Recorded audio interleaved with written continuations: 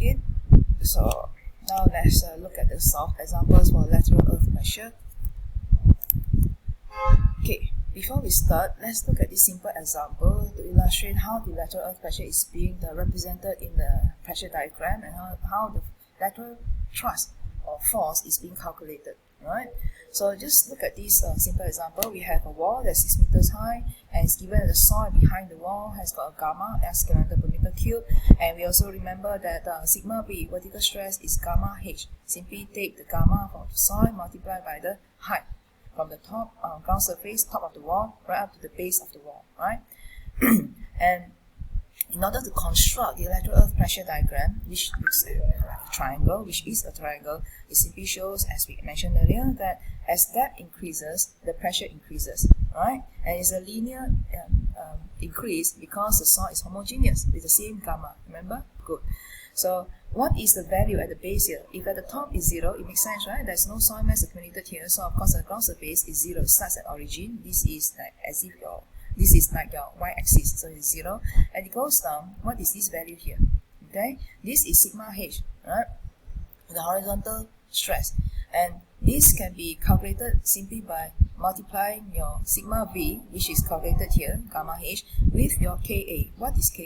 The coefficient of active earth pressure. We have seen this in the earlier slides, okay?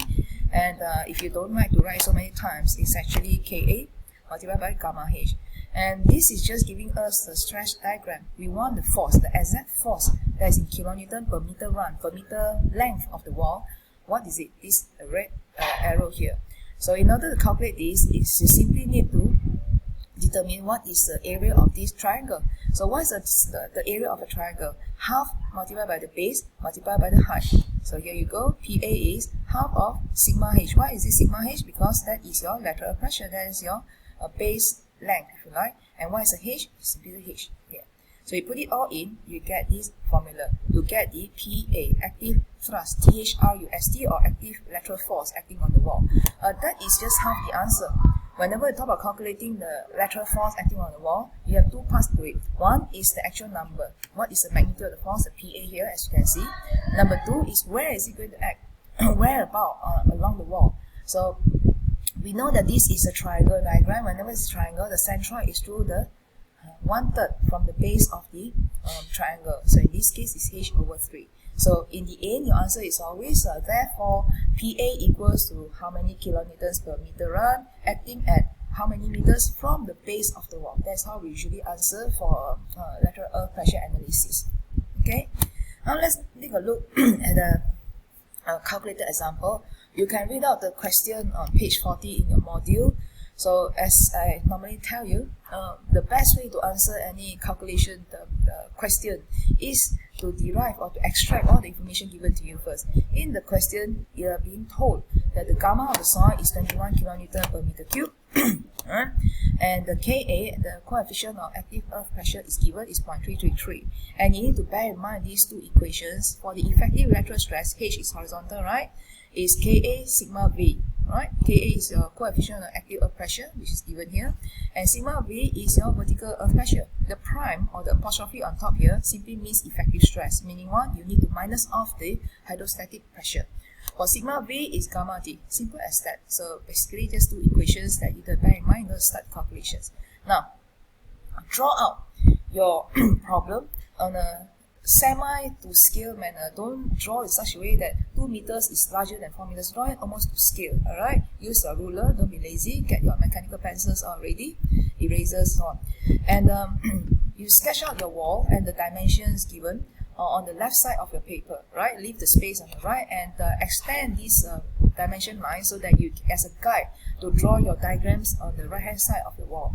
So what else is given? The groundwater table is at 2 meters below the ground surface. Put it in the symbol of the inverted triangle. And I lay it out for you in this wall. The front of the wall, we call it the toe. The back of the wall, we call it the heel, just like our own foot. Right? Next, we want the lateral earth pressure. Okay? Again, put in your vertical axis, almost like your y-axis in the ground. So the first point is at the top. The ground surface obviously is 0. There's no earth soil mass gathered around there. The second point is actually at 2 meters. Why? Because that is where your groundwater table begins. So we will calculate what is the lateral pressure here. Lateral pressure is what? Ka gamma H. Gamma H is what? Sigma V. So let's do it. 0.333, that's your Ka, that's your gamma 21, and your depth is 2 meters. So you get it, that is your 13.986. We name it sigma 1. Alright, we'll see why later on. And if you bring this line straight down, you see that at the base, it is still 13.986, correct? We call it sigma 2. And the third point, which is at the base of your wall, due to the soil mass here, from 2 to 4 meters, and there is water pressure, don't forget that, and you want to minus it off, remember?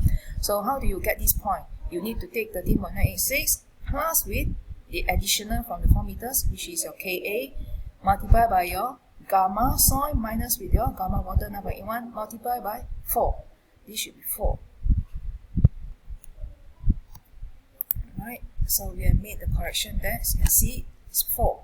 Okay, because of the soil mass from 2 to 4 meters, and you see that that is 20.891, and we label that as sigma 3.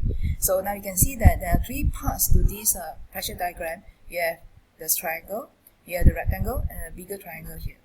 Next, don't forget the groundwater table, which is the hydrostatic pressure acting behind the wall. It starts from 2 to 4, from 2 meters down to 6 meters, so draw it that way. At 2 meters is 0. When it comes down, it's 9.81. That's the gamma water multiplied by 4. That's the depth of it, and we call it sigma W. See, note that we do not multiply sigma W, and we do not multiply. Sigma W is not derived by multiplying with active pressure, right? Because hydrostatic is not earth pressure. Ka, Kp are earth pressure. This is not soil, this is not earth, so you leave it as it is. And finally, you are going to draw out your force diagram. Okay? Yeah. Look at this. For this small triangle here, I want to calculate sigma 1 becomes P1. Can you see? So how do I calculate P1? I put down the calculation for you here. Look at this. P1 is the area of your triangle. It's half of your base, 13.986. Can you see that? Multiplied by what is the height? It's 2. So that is what you get, 14 kN per meter run. Remember, per meter run, because per meter length, the wall is very, very long. Okay? And where does it act? Remember, we talked about it. So it has to be Y1. This sigma 1 correspond to P1 correspond to Y1. So it's 1/3 of this height. So 2 divided by 3. Yeah, correct. But don't forget, it goes right down here. So you have to plus 4. So that is what you get. Okay, so you do the same for P2. P2 is derived for sigma 2. Sigma 2 is what? It's a rectangle. So for rectangles, it's easy. The base is 13.996, can you see? And multiply by the height, which is 4. To get the centroid is just 4 by 2. Right? And it goes the same for sigma 3 and also for your sigma W. Can you see? And you get this diagram out. You have P1, Y1, you have P2 with Y2, P3, Y3, and PW with YW. So this is how you do it. Okay? And is that all? No. Remember we said we need to know what is the total lateral force acting behind the wall. And that is what we call the active thrust, or the lateral earth force. And what do? You just sum up all the forces that you have calculated P1 until PW. Right? How can we go wrong here? Maybe we press the calculator wrong because your finger are too big. Just be careful, you should get it correct there. Okay, just sum them all up. And is that all? No. The last bit of the question is that you must tell where does the PA act? Where does the active pressure active thrust act on the wall? So what do we do now? Let's take moment. Alright, we learn in static. When we want to find what is the where exactly a force act on a body.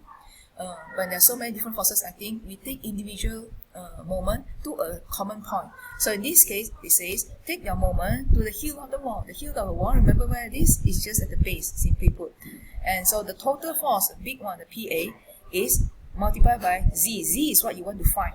Alright? Z is the place, the point where the active thrust is going to act. And every individual one, you know how to calculate. P1 is Y1, P2, Y2, and so on and so forth. So you put them all in, it's algebra, divide them out, you find that your Z is 1.8 meters from the base of the wall. Hence, the answer is my PA is 178.29, acting at 1.8 meters from the base of the wall. Note here, you got to write from the base of the wall. If you full stop at 1.8 meters, it can be 1.8 meters from the top, 1.8 meters from the left or right, it can be anywhere. So be very, very specific. Remember, you are going out, graduating out to be professional civil engineering technologies. You cannot afford to be careless, you cannot afford to be general, and to be loose in your statements and instructions. So make it very clear there.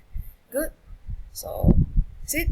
And now the last example we would like to go through here is actually about tension crack. Remember the part of tension crack when you have clay, and then you have a part, there's a top bit of the wall where the soil is actually detached from the wall, and hence there's zero earth pressure, hence there's no need to put any support or prop if you want to make a cut to that certain depth.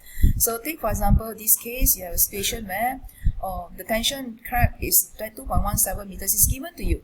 Alright, so the question is, what is the active thrust acting on it? So it's only the remaining bit of this blue part of the triangle, because this part, the tension crack, causes the active pressure to be negative. Right?